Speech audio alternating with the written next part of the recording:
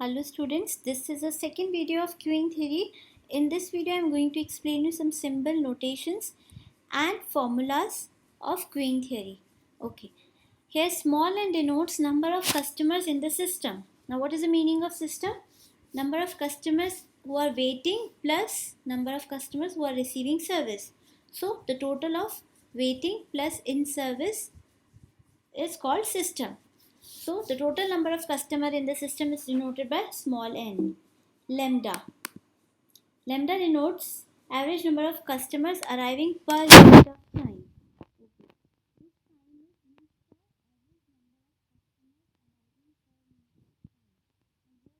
Number of customers arriving per unit of time I have already explained in my first video. Okay.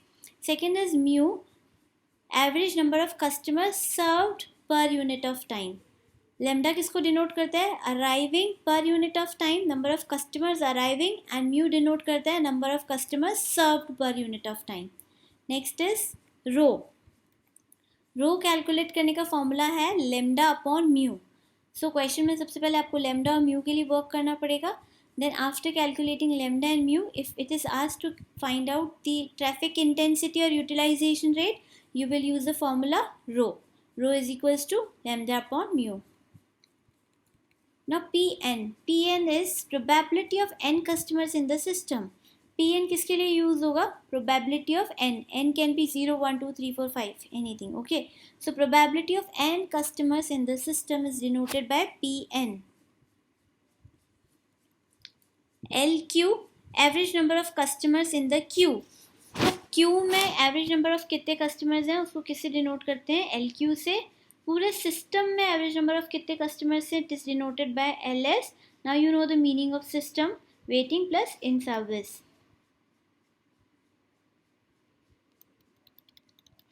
WQ stands for average waiting time of a customer in the queue. अब customer को Q में कितना average weight करना पड़ता है, उस waiting time को हम बोलेंगे WQ. एंड कस्टमर को पूरे सिस्टम में कितना एवरेज टाइम वेट करना पड़ता है, that is known as WS. तो जब हम क्वेश्चन सॉल्व करेंगे तो हम ये टर्म्स, ये नोटेशंस यूज करने वाले हैं, इसीलिए हम इनको अभी क्लियर कर रहे हैं. So I am going to start first queuing model. The assumptions of this model are as follows. First is Poisson input. Okay. So जो अराइवल पैटर्न है वो कौन सी प्रोबेबिलिटी डिस्ट्रीब्यूशन फॉलो करेगा? पॉइजन. हमारे चैप्टर में केवल हमें वही क्वेश्चन सॉल्व करने हैं जिसका अराइवल पैटर्न पॉइजन डिस्ट्रीब्यूशन पे बेस्ड है. एंड सर्विस टाइम किस पे बेस्ड है? Exponential service. Okay. Third is single server. हम जो क्वेश्चंस कर रहे हैं वो केवल सिंगल सर्वर बेस्ड है, मतलब जो सर्वर है एक ही होगा. There will be single channel. There will, for example, there will be only one doctor in the hospital और in the clinic. Done. Multiple server वाले क्वेश्चंस हम नहीं करेंगे. We will do only single server. तो अभी जो मैं आगे आपको फॉर्मूलाज एक्सप्लेन करने वाली हूँ, वो जो फॉर्मूलाज बने हैं वो इन अजम्पशंस के बेसिस पे बने हुए हैं. Fourth is infinite capacity of the system. देखो, infinite capacity of the system मतलब ऐसा नहीं है कि आपका जो सिस्टम है उसमें फाइनाइट कैपेसिटी है, मतलब वहाँ पे कोई नंबर ऑफ कस्टमर्स फिक्स नहीं है कि 50 कस्टमर ही बैठ सकते हैं क्यू में या 25 कस्टमर्स ही बैठ सकते हैं. There is a infinite capacity of the system. Okay. और FCFS मीन्स जो first come first served queue discipline. Queue discipline कौन सा फॉलो करेंगे हम? जो कस्टमर पहले आएगा उसको पहले सर्विस मिलेगी. तो इन सब अजम्पशंस के बेसिस पे कुछ फॉर्मूलाज बनाए गए हैं जिनको मैं अभी आगे एक्सप्लेन करूँगी. उनको यूज़ करते हुए हम क्वेश्चन को सॉल्व करेंगे. Now the formulas are, first one is probability that there are n customers in the system. अगर आपसे पूछा है कि बताओ क्या प्रोबेबिलिटी है कि सिस्टम में n कस्टमर्स होंगे. n can be 0, 1, 2, 3, 4, 5. It could be any number given in the question. For example, if it is asked probability, what is the probability that there are 5 customers in the system? So we will use this formula. Formula is probability of n की जगह हम 5 लिखेंगे. 5 customers in the system is equals to rho upon rho की power n. सो रो की power हम क्या लिखेंगे? 5. Bracket में 1 माइनस रो. एंड रो क्या होता है? We have already understood. Rho क्या होता है? Lambda upon mu. ठीक है, तो यहाँ पे रो की जगह आप लैम्डा अपॉन म्यू पुट करोगे और क्वेश्चन को सॉल्व करोगे। लैम्डा और म्यू क्वेश्चन में आपको गिवन होगा। Done. Second is probability that the service centre is idle. Service centre कब आइडल होगा? जब हमारी क्लिनिक में एक भी कस्टमर नहीं होगा।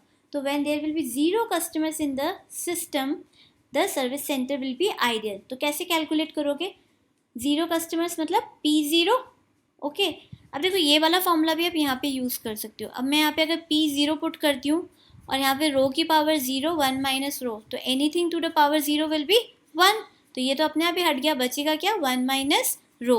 तो वही हमने यहाँ पे लिखा है, probability that the service centre is idle 1 minus rho. Next is average number of customers in the queue. किससे डिनोट करते हैं? LQ से। अभी हमने ऊपर नोटेशंस में देखा था। अगर क्वेश्चन में पूछा find out the average number of customers in the queue, तो you will use the formula LQ। Formula is lambda square upon mu into mu minus lambda. Next is average or expected number of customers in the system. Number of customers in the system, LS. So we will write lambda upon mu minus lambda. Fifth is average waiting time in the queue. Waiting time in the queue कैसे निकालेंगे? LQ upon N. Okay, अगर आपने LQ already question में calculate कर लिया है तो you can find it directly LQ upon, it's not N, sorry, LQ upon lambda. Okay, लेकिन अगर आपसे LQ पूछा नहीं है, डायरेक्ट WQ पूछा है, तो you can use this formula lambda upon mu into mu minus lambda. Done. तो ये अगर हम चाहें ये वाला फॉर्मूला भी यूज़ कर सकते हैं और ये भी यूज़ कर सकते हैं। ये कब यूज़ करना बेटर है? जब क्वेश्चन में LQ भी पूछा है और WQ भी पूछा है। तो LQ पहले निकाल चुके हो तो LQ अपॉन लैम्डा कर दो, और अगर ये नहीं पूछा है, डायरेक्ट WQ पूछा है, तो you can use this formula. Next is average waiting time in the system. Waiting time in the system को किससे कैलकुलेट कर सकते हो? LS से, number of customers in the system. LS stands for number of customers in the system. So we will divide LS by lambda, or we can find it directly by 1 upon mu minus lambda. Next is traffic intensity और utilization factor. इसको हम कैसे calculate करते हैं? Denote करते हैं रो से, and रो का फॉर्मूला क्या है? Lambda upon mu. Next is probability that queue size is greater than और इक्वल टू के। अब क्वेश्चन में सपोज ऐसे पूछा है कि बताओ क्या प्रोबेबिलिटी है कि क्यू की साइज 20 या उससे ज़्यादा होगी, इज ग्रेटर देन और equal to q, sorry equal to k, कि जो क्यू साइज है वो 20, 25 कुछ भी हो सकता है, तो 20 से ज़्यादा, 20 या 20 से ज़्यादा है सपोज, तो हम क्या यूज़ करेंगे? लैम्डा अपॉन म्यू की पावर 20। ओके, तो इसमें 20 और 20 से ज़्यादा की प्रोबेबिलिटी आ जाएगी। The next is probability that queue size is greater then के। अब इन दोनों में डिफरेंस क्या है? इसमें बोला था इज ग्रेटर देन और इक्वल टू के, और यहाँ पे बोला है ग्रेटर देन के। तो ग्रेटर देन के मतलब केवल 20 से ज़्यादा है। ठीक है, जो मैं एग्जाम्पल लेके चल रही हूँ 20, जो मैं एग्जाम्पल दे रही हूँ आपको ऊपर, तो 20 भी इंक्लूडेड है। 20 और 20 से ज़्यादा की प्रोबेबिलिटी आप बता रहे हो, यहाँ पे ओनली 20 से ज़्यादा की प्रोबेबिलिटी बता रहे हो। ओके, तो k+1 हो जाएगा। फॉर्मूला वही है, लैम्डा अपॉन म्यू की power k+1। Next is average length of non empty queue और length of queue that formed from time to time. Average length of non empty queue, length of queue that formed from time to time कैसे निकालेंगे? देखिए, सबसे पहले समझो non empty Q क्या होती है। ऐसी क्यू जो एम्प्टी नहीं हो रही है, बार बार क्या हो रहा है, कोई ना कोई कस्टमर्स आते ही जा रहे हैं, आते ही जा रहे हैं। ठीक है, एक ऐसी क्यू है जो कभी भी जीरो तक पहुंच ही नहीं रही है, एम्प्टी नहीं हो रही है, नॉन एम्प्टी क्यू है। कभी 4 कस्टमर्स के बाद कस्टमर्स आ जाते हैं। इस तरीके से जो क्यू होती है जिसमें एक भी कस्टमर, मतलब ऐसी सिचुएशन नहीं आती है जहाँ पे 0 कस्टमर्स हो गए, तो उस क्यू की एवरेज लेंथ अगर आपसे पूछी है तो आप कैसे निकालोगे? Mu upon mu minus lambda. Next, average waiting time in non empty Q. ऐसी क्यू जो कभी 0 ही नहीं हो रही है, उसमें आपको कितना टाइम एवरेज वेट करना पड़ सकता है? तो formula is 1 upon mu minus lambda. Next 12th formula is probability that a customer has to wait for service.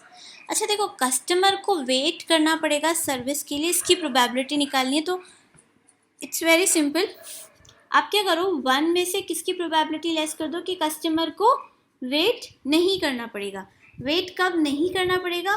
जब प्रोबेबिलिटी क्या होगी? 0 customers in the probability that a customer has to wait, probability that a customer has to wait for service. देखो customer को wait कब करना पड़ता है? अगर हमें ये निकालना है तो हम क्या करेंगे? 1 माइनस P0. P0 मतलब बिल्कुल वेट नहीं करना पड़ेगा. डन. तो 1 में से अगर मैं वेट नहीं करना पड़ेगा को निकाल दूंगी तो किसकी प्रोबेबिलिटी आ जाएगी? वेट करना पड़ेगा. डन. तो P0 आप कैसे निकालोगे? P0 हम ऑलरेडी ऊपर सीख चुके हैं कैसे कैलकुलेट करते हैं. तो P0 का फॉर्मूला क्या था? 1 माइनस रो. सो 1 माइनस ब्रैकेट में 1 माइनस रो, जब इसको ओपन करोगे तो क्या बचेगा? Only rho. So the answer, when we have to find out the answer of question probability that a customer has to wait for service, so you will use row. Okay, next is interrelationships between LQ, LS, WQ, WS. अब देखिए ये जो चार चीज़ें हम बार बार calculate कर रहे हैं, LQ, LS, WQ, LQ, LS, WQ, WS. Okay, इनमें कुछ रिलेशनशिप्स हैं जो मैं आपको बता रही हूँ. देखिए LS के लिए आप क्या कर सकते हो? WS को लेमडा से मल्टीप्लाई कर सकते हो. LQ निकालना है तो WQ को लेमडा से मल्टीप्लाई कर सकते हैं. WQ के लिए WS minus 1 upon mu. LQ के लिए LS minus lambda upon mu. I have taken a question. This is the first question of queuing theory. I'm going to solve it here. Patrons arriving at a small post office at a rate of 30 per hour. तो arrival rate देखो क्या दिया हुआ है? 30 per hour. Service by the clerk on duty takes an average of 1 minute per customer. अब जो service time है, service time क्या दिया हुआ है? 1 मिनट पर कस्टमर की 1 मिनट पर कस्टमर. तो अराइवल रेट दी हुई है और आपको सर्विस रेट दी हुई है. Just a second.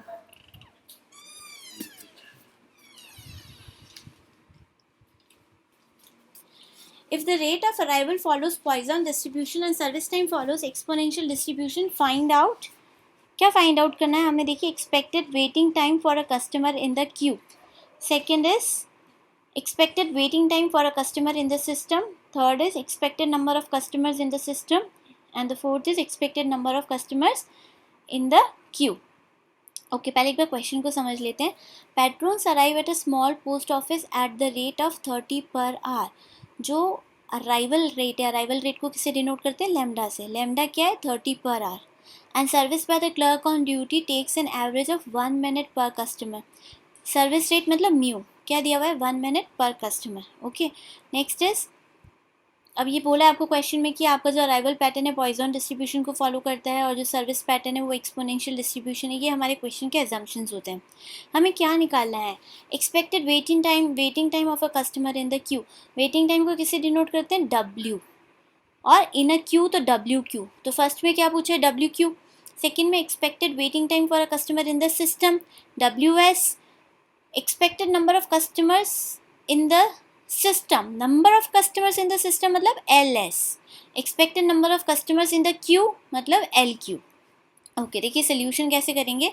We are given with lambda. Lambda मतलब अराइवल रेट. अराइवल रेट क्या गिवन है? 30 कस्टमर्स पर आवर. देखिए हमको एक अराइवल रेट तो आवर्स में गिवन है और जो सर्विस रेट है वो मिनट्स में गिवन है. तो हम या तो अराइवल रेट को मिनट्स में कन्वर्ट कर लें या फिर सर्विस रेट को आवर्स में कन्वर्ट कर लें. तो अभी मैंने क्वेश्चन में अराइवल रेट को मिनट्स में कन्वर्ट किया है. देखिए 30 कस्टमर्स पर आ रहे हैं तो एक मिनट में कितने कस्टमर होंगे? 30/60, दैट इज़ 1/2 कस्टमर पर मिनट, है ना. एक घंटे में 30 कस्टमर्स आते हैं तो एक मिनट में कितने कस्टमर आएंगे? एक घंटे में 60 मिनट होते हैं तो 60 से डिवाइड कर लो. 1/2 कस्टमर्स पर minute. Next, service rate already minutes में गिवन है, 1 कस्टमर पर मिनट. डन. अब first question was expected waiting time in the Q. Waiting time का फॉर्मूला आपने देखा है ऊपर. WQ का फॉर्मूला क्या है? Lambda upon mu into mu minus lambda. तो लेमडा की जगह 1/2, म्यू की जगह 1 minus 1/2. The answer is 1 minute. So the average waiting time in the Q is 1 minute. Next is expected Q time for a customer in the system. अब पूरे system में customer को कितना वेट करना पड़ता है, WS. तो formula is 1 upon mu minus lambda. Solve करने पे यू विल गेट 2 मिनट्स. तो यहाँ पे देखिए क्वेश्चन में पहले हमने क्या निकाला, waiting time in a Q में तो 1 मिनट वेट करना पड़ता है और पूरे सिस्टम में कितने मिनट वेट करना पड़ता है, 2 मिनट. मतलब इसका मतलब ये 1 मिनट तक उसको सर्विस दी जाती है ना. टोटल 2 मिनट वो उसको लग रहे हैं पूरे सिस्टम में, जिसमें से 1 मिनट वो क्यू में है, तो बाकी का 1 मिनट उसको सर्विस मिल रही होगी. C is expected number of customers in the system. LS number of customers in the system. Number of customers को L से डिनोट करते हैं, in the system है तो S लगा दिया है. LS lambda upon mu minus lambda. So after putting the value, the answer is 1 customer. तो expected number of customers in the system कितने, 1 customer. And the last is expected number of customers in the queue. That is number of customers L in the queue Q. So lambda square upon mu into mu minus lambda. So after putting the values, the answer is 1/2 customer in the queue. So by this way, we have solved the question number 1. In my next videos, I will solve some other questions of queuing theory. Okay, thank you so much.